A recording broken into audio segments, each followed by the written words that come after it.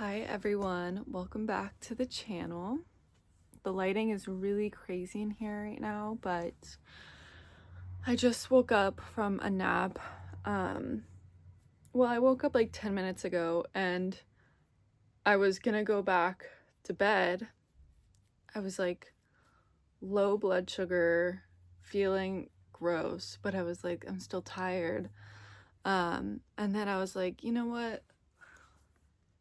I don't think that that's healthy. I wasn't like sleeping for a long time. It wasn't a long nap, but I feel like the longer my naps are, the worse I feel when I wake up. So I think an hour nap is fine. Like 30 minutes, 45 hour, that's fine. Anything past that, I feel disgusting when I wake up and it just makes me go to bed later.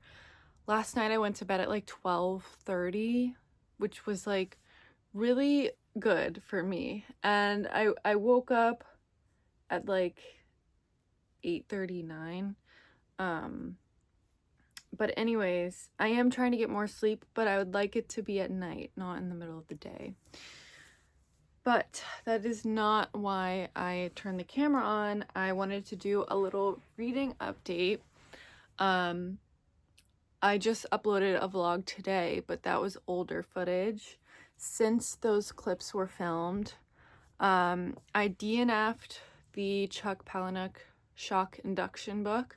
I was about 100 pages, where I had about 100 pages left, but I just like didn't see the point in it and finishing the book. I felt like I was finishing it just to finish it, you know, and I really don't want to be like that.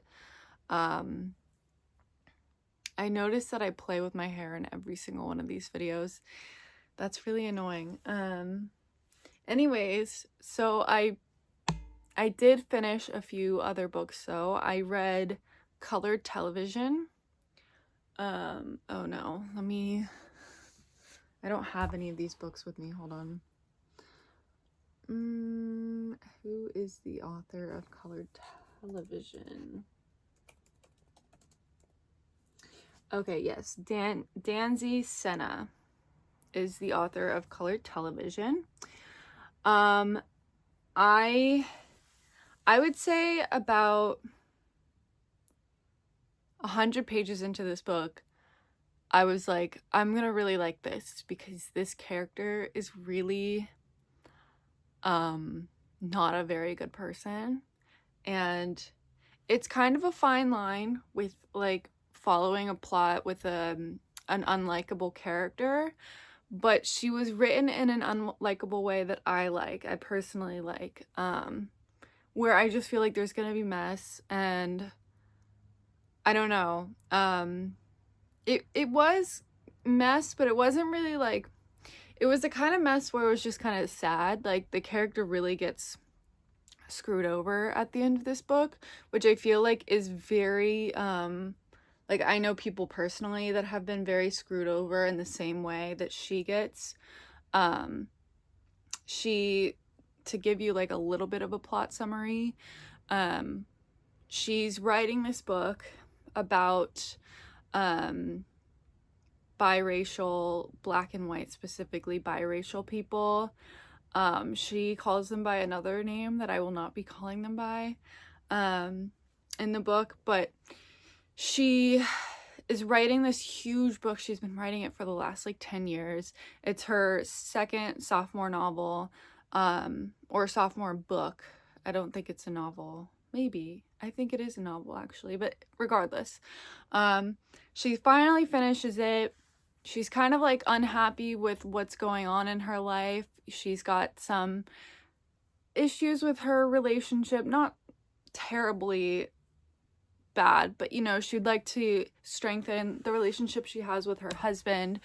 And she has some things going on with one of her children who is, we're kind of like, it's obvious that the kid has autism, but they don't ever say that. But they say like the kid goes to a specialist and they don't know what's wrong with him. And she's got this teaching job, but she's not tenured, and I'm pretty sure she needs to sell this novel to get tenure. So she finally submits it to her agent, and then the agent submits it to the editor. And all this to say they do not like the story. And it's obviously devastating because she's been working on it for 10 years or however long.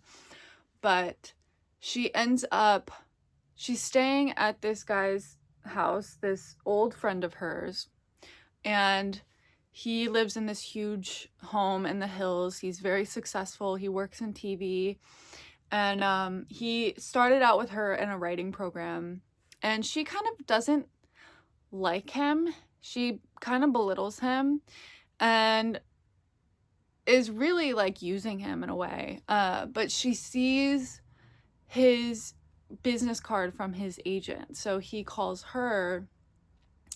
And I'm really rambling right now, but anyways, she ends up in this relationship with this other showrunner, and he wants to work with her on this new show.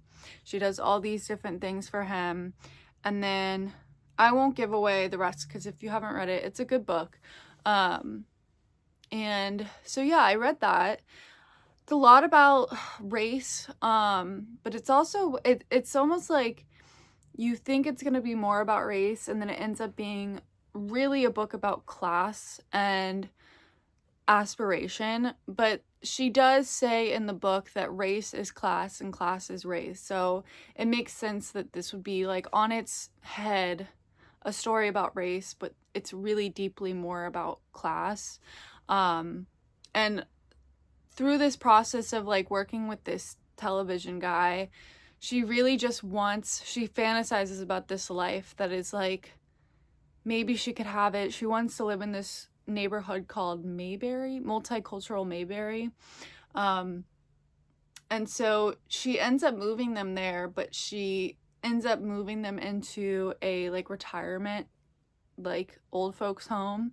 But it's all about the location, right? She doesn't really care that it's not really appropriate for her family to live there because she just wants to live in that aspirational neighborhood.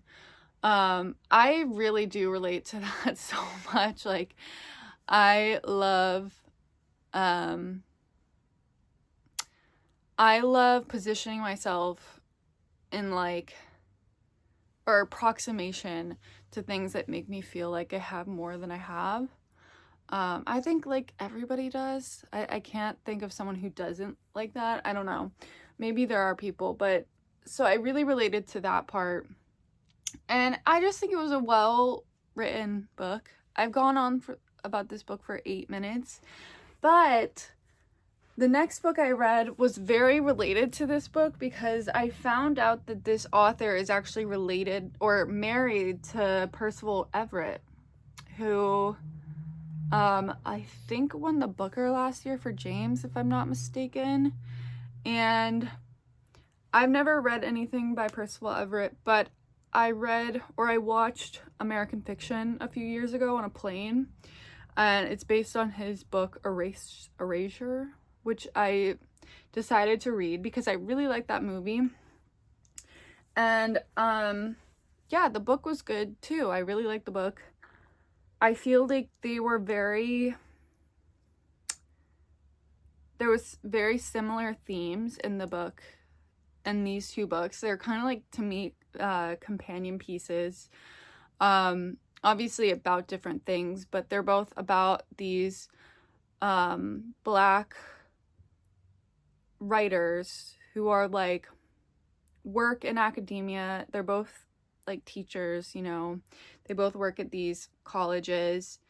They're both not tenured. I don't think the character in Erasure is tenured.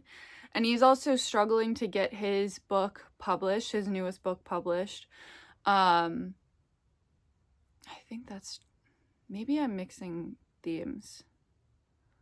I don't know, but he's a struggling writer, okay? He hasn't like really had a book take off in a long time. And so he sees this like really egregious, racially offensive book that's like really popular. I think it's called like We Live in the Ghetto or something like that. And he's like, this is insane. Like, I don't know how anyone thinks that this is okay, or like this is like a good representation for like Black Americans, you know? And everyone else around him just like can't see why there would be any problem with it. So he decides, he's got some other family things going on and he really needs money. So he decides to make his own version of a book like that. At first I think it's called like My Pathology. And then he changes it. I'll just say, because I'm not monetized on here, he changes it to the word fuck. And at first the agent is like, I don't know if you should do that. Why would you do that? And he's like, no, like, let's do it. But the whole time he's kind of split. He feels guilty. Like, he's going under a different name for this. And he's like, you know, has like a cognitive problem, cognitive dissonance, yeah, about putting out this book, but he's making all this money. And so I felt like it was a very similar theme between these two books of how like the media and yeah, like American media and stuff, I feel like really puts Black artists into a box of like what they can produce and what's gonna make money. And like there's also just a thing in general about like selling out for anybody, any artist, and like how that feels, and like what are you willing to do when push comes to shove and you need money and you're struggling. Like, are you willing to sacrifice your artistic integrity for that? I will leave you now because this video is 12 minutes, but I really, really liked both books. And I do want to read more Percival Everett, but I don't want to read James because I think that that's like historical fiction. I think it's like a retelling. Let me see.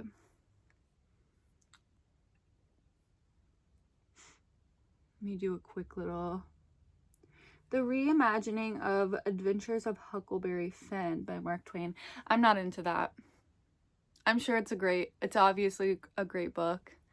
Because it won an award or multiple awards, I'm guessing, but excuse me. Wait, did it win the American Book Award?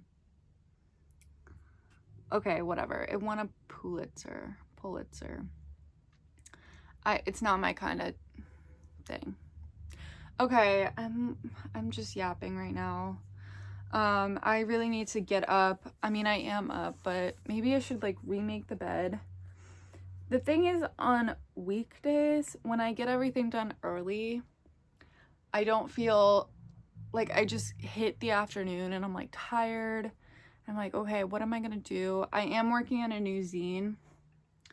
I went to the bookstore and the zines I dropped off there are gone. So that's really exciting. That makes me want to go put out more. And I also got one of those like cutters. It's not here yet, but I'm really excited for that. I feel like that's gonna be a game changer because I'm gonna be able to print things here and then like cut them here. Because I really don't think it's necessary unless I have to like copy things, like unless I have to scan things. I don't want to have to go out and like print things out elsewhere because I literally have a printer at home. Like, it's a waste of money. So I'm really excited to be able to just like make things here, print them out, cut them professionally looking if needed. And yeah, okay, I'll see you guys later.